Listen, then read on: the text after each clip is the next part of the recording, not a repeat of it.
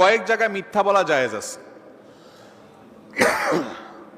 বরং কোন কোন ক্ষেত্রে মিথ্যা বলা ভালো। সেই জায়গাগুলোর ভিতরে একটা জায়গা হলো বউয়ের সাথে মিথ্যা কথা বলা জায়েজ আছে,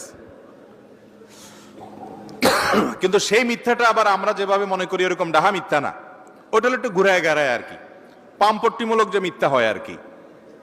অর্থাৎ বউকে বললেন যে এর চাইতে সুন্দর মানুষ আল্লাহ দুনিয়াতে আমার মনে হয় না দ্বিতীয়টা সৃষ্টি করছে, একটু প্রশংসা করে বাড়ায় বললেন আর কি, চাঁদের চাইতেও তুমি সুন্দর, চাঁদের চাইতে উজ্জ্বল। আসলে চাঁদের চাইতে উজ্জ্বল হয় নাকি মানুষ?